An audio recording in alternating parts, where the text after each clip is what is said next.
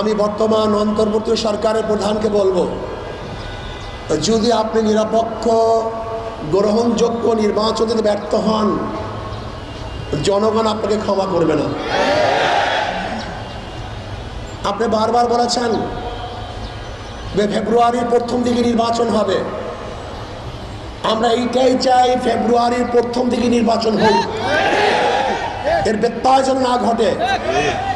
কোনো দলকে কেন্দ্র করে, কোনো ব্যক্তিকে কেন্দ্র করে নির্বাচন পিছানোর কোনো ষড়যন্ত্র বাংলাদেশের জনগণ গ্রহণ করবে না।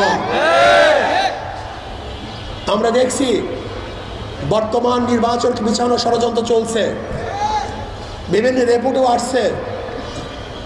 যারা এতদিন পর্যন্ত নির্বাচন নির্বাচন নির্বাচন জিকির ছিল, নির্বাচন ভোরের জিকির নির্বাচন, দুপুরের জিকির নির্বাচন, সন্ধ্যার জিকির নির্বাচন, তারা এখন নির্বাচন নিয়ে জিকির করছে না, বরং মনে হয় নির্বাচনের কথা ভুলিয়ে গেছে। কারণটা কি? হঠাৎ করে নির্বাচনের জিকির বন্ধ কেন? মাঠ পর্যায়ে জরিপ করে দেখছে পায়ের নিচে মাটি খালি হয়ে গেছে।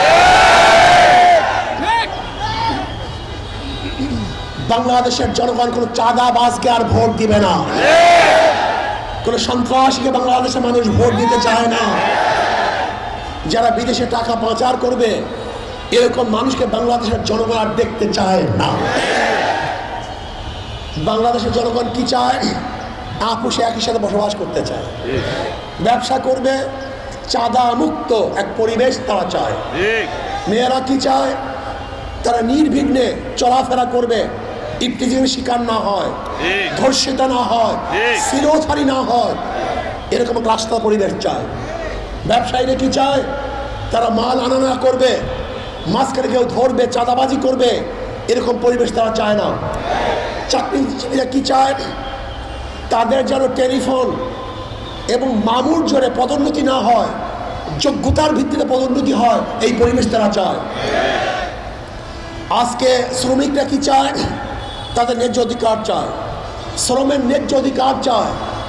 রাস্তায় নেমে আন্দোলন করে অধিকার আদায়ের আর সুযোগ তারা চায় না। তারা চায় আন্দোলনের আগে যেন তাদের অধিকারকে পূর্ণ করা হয়, সেই পরিবেশ তারা চায়। আজকে গরিবরা কি চায়? ক্ষুধার্তহীনরা খানা চায়, বস্ত্রহীনরা বস্ত্র চায়, যারা গৃহহীন তারা ঘর চায়, যারা চিকিৎসা উঠছে তারা ভালো চিকিৎসার ব্যবস্থা করতে চায়, যারা শিক্ষিত হতে পারছে না শিক্ষার পরিবেশ চায়। আমরা কি চাই? আমরাও জনগণের খেদমত করতে চাই। জনগণ যেটা চায় আমরা সেইটা তাদেরকে দিতে চাই। জনগণ ভালো চায়, মন্দ চায় না, আমরা ভালো দিতে চাই, মন্দ আমরা দেব না। জনগণ জুলুম চায় না, আমরাও জুলুম করব না। জনগণ কি চায়?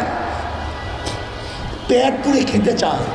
ইনশাআল্লাহ ইসলাম হুকুমাত যদি হয়, আমি চ্যালেঞ্জ দিয়ে বললাম, ইনশাআল্লাহ বাংলাদেশের একজন মানুষও ক্ষুধার্তহীন থাকবেন না, একজন না।